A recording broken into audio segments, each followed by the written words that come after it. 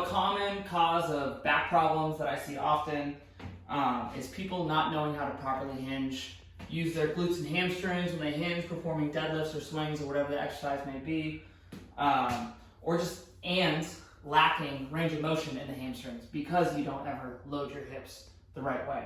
So what ends up happening is if your hips don't have the range of motion required and you go to do a deadlift or something and you can only drive your butt back so far, you kind of are forced to compensate by rounding the back to get to whatever object that you're trying to lift, which is going to force you to use your back more than your butt and your hamstrings to lift things, which we don't want. So a good way to test this, if you're having issues like that, is to lay on your back, do a hamstring mobility test. So point your feet towards your face to a certain extent, keep your legs straight, and then just lift your leg as high as you possibly can, and then bring it back down. Ideally, you'd want to be to 90 would be great. So your foot at that point is right over your hip. 80 is pretty good. If you're stuck at like 45 or 50 or something like that, then that's a really good indicator that that's probably the issue. Now, what are we going to do in order to get that better? I got two drills. They're super simple. One of them's a mobilization, so it's going to open up your hamstrings a little bit. And the other one is strengthening and lengthening the hamstrings and the posterior chain so you can learn to hinge better and then go back to hinging. So the first one, band hamstring stretch.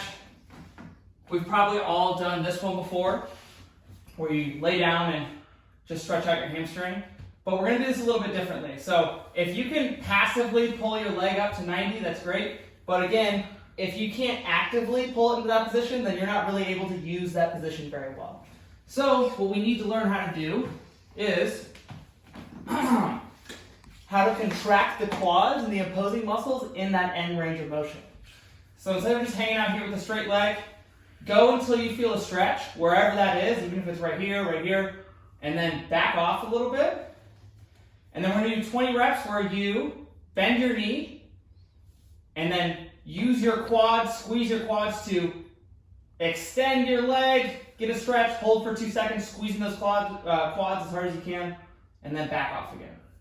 And then squeeze, back off again. Squeeze, back off again. When you're doing this too and squeezing, try not to kick your knee back this way, but instead bring your foot and your shin towards you, towards your hip. So 20 reps on each side for those. We'll open up the hamstrings a little bit. And then, before you start doing barbell deadlifts, kettlebell swings, stuff like that, the RDL is a great tool to teach you how to hinge. So RDL, straight leg deadlift. What we're going to do is you can use a kettlebell, 2 dumbbells, barbell, whatever the tool is fine. Start off nice and light.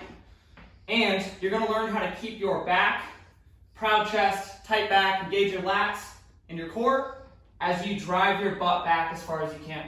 When you're doing it, you can have like a soft bend in the knee, it's called, so you don't have to be completely locked out like this with your knees and going back like this.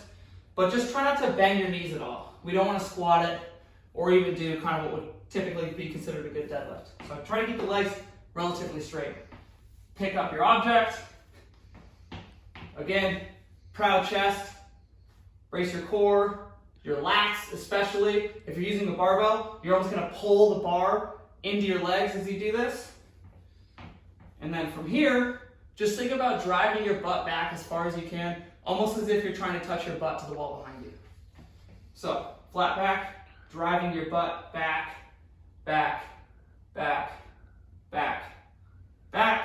As soon as you can no longer drive your butt back, you should have a stretch in your hamstrings. And from here, we're going to think about bringing the hips forward, extending the hips, back up. If you end up getting to the point where your butt is no longer driving back, and then you just want to go down further, you're just going to compensate by ending up bending your back. So I don't want you to do that.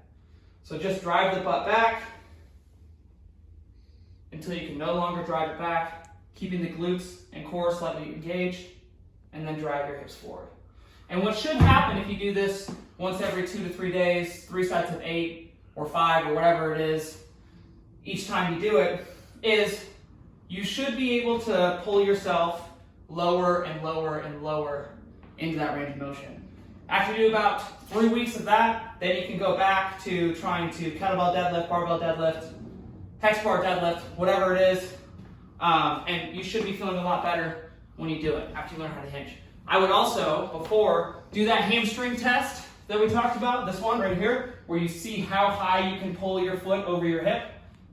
Shoot for a 90, test it, and then after 3 weeks of this, doing 20 reps of this on each side, and then 3 sets of 8,